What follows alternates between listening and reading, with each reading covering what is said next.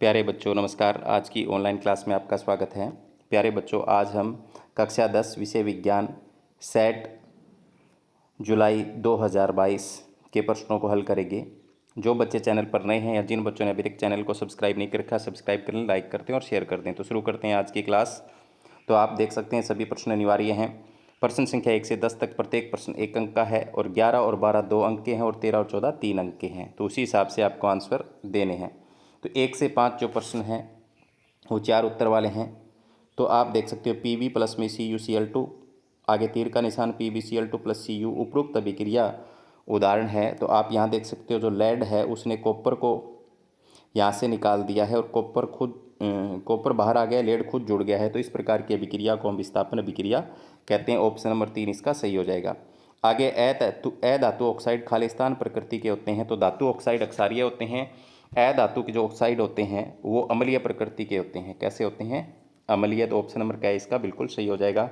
दोपहर के समय सूर्य श्वेत दिखाई देता है, क्यों? प्रकाश का बहुत थोड़ा भाग प्रकीर्णित होता है। श्वेत प्रकाश के सभी रंग प्रकीर्णित हो जाते हैं। नीला रंग सबसे अधिक प्रकीर्णित होता है, लाल रंग सबसे अधिक प्रकीर्णित होता है। तो आपसे पूछा गया सफ़ेद दिखाई देता है तो उसमें सभी रंग प्रकीर्णित हो जाते हैं, फैल जाते हैं। तो ऑप्शन नंबर 2 इसका सही हो जाएगा। आगे हैं लेंस की अक्षमता का SI मात्रक क्या है? तो डायप्टर होता है, आप सभी को पता है। ऑप्शन नंबर 3 इसका सही हो जाएगा। पादप में जाइलम उत्तरदायी है। तो जैसे जाइलम जैसे जल, तो जल का वहन। और अगर फ्लोएम की कहे तो फ्लोएम में F आता है, फूड हो जाएगा, भोजन का परिवहन। तो यहाँ पर पादप में जाइलम का पूछा है तो जल का परिवहन। ऑप्शन नंबर क्या है इसका? बिल्कुल सही हो जाएगा। आगे एक पदार्थ X का उपयोग दीवारों की सफेदी में किया जाता है और वायु की उपस्थिति में चूना पत्थर को गर्म करने पर प्राप्त किया जाता है।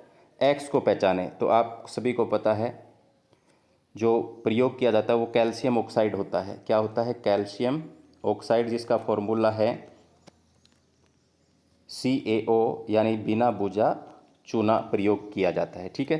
परबल अक्षारीय विलयन का pH कितना होगा? तो उसका विलयन होगा 14 परबल का।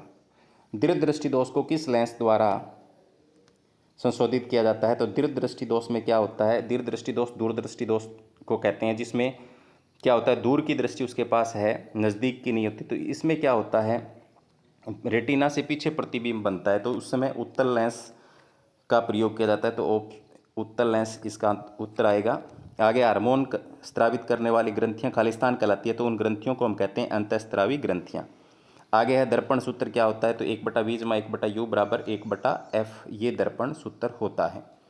आगे उत्तल लेंस द्वारा बनने वाले प्रतिबिंब का किरण आरेख खींचकर जब वस्तु को 2F पर रखा जाता है तो प्रतिबिंब की स्थिति, आकार और प्रकृति को समझाइए। तो प्यारे बच्चों, अगर हम 2F पर रखेंगे तो 2F पर ही बनेगा, समान साइज का बनेगा, उल्टा बनेगा और वास्तविक बनेगा। तो आप देख सकते हैं ऐसा चित्र बनेगा।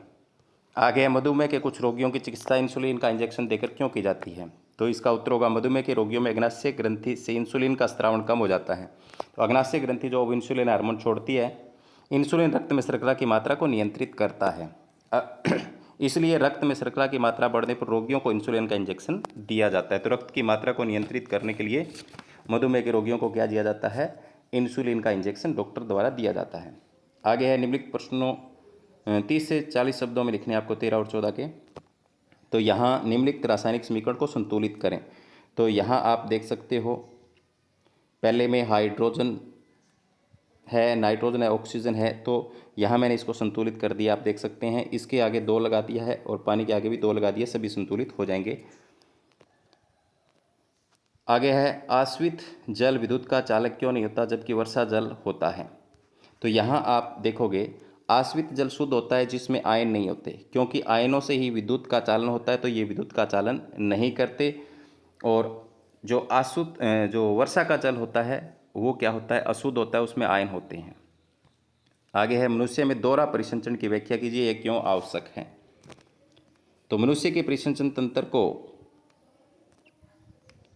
दोहरा इसलिए कहते हैं क्योंकि प्रत्येक चक्कर में रक्त हृदय में 2 बार आता है। हृदय का दायां और बायां बंटवारा ऑक्सीजनित तथा विऑक्सीजनित रुधिर को मिलने से रोकता है।